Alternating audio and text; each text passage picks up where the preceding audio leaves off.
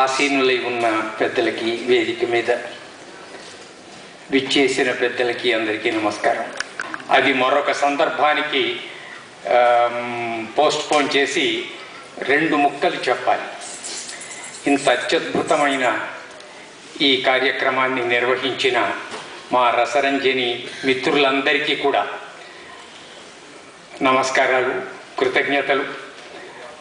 రమణ గారు, ఆయన మాట మధురం, ఆయన చేత సుందరం. ఆయన తలపెట్టిన ఈ కార్యక్రమం, ఈ యజ్ఞం, ఆయన ఋత్విక్కై ఇంత మహత్తరమైన కార్యాన్ని చేయడం, ఆ రమణ ముని గారికి ముందుగా నమస్కారాలు. ఆ ఋత్విక్కు గారికి, ఆ రమణ ముని గారికి నమస్కారం. తల్లిదండ్రులకి నమస్కారం.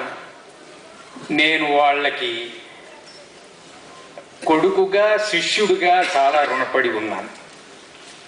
నేను ఇవాళ నాటకాల్లో పనిచేస్తున్నానంటే, నాటకాల్లో పనిచేసే రోజుల్లో తల్లిదండ్రులు బాగా కోపగించే పరిస్థితులప్పుడు ఆయన నన్ను హక్కున చేర్చుకుని నాటకాలు చేయి.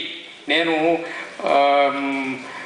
ఇంటర్మీడియట్లో ఒక సబ్జెక్ట్ ఫెయిల్ అయితే నేను నాటకం చేస్తున్నప్పుడు ఆయన వచ్చి వెనకాల నుంచున్నారు. ఆయనకి తెలియదు, మాస్టర్ గారు చెబితే వచ్చారు. అయిపోయిన తర్వాత ఆయన ఒక్క మాట అన్నారండి, దగ్గరికి తీసుకుని, ఒరే నాయనా, ఇదేమిట్రా ఇట్లా చేసావు?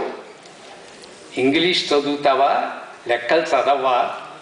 సరే, అంత సహృదయమైన తండ్రి ఆయనని ఇవాళ స్మరించుకోవడం నా అదృష్టంగా భావిస్తున్నాను.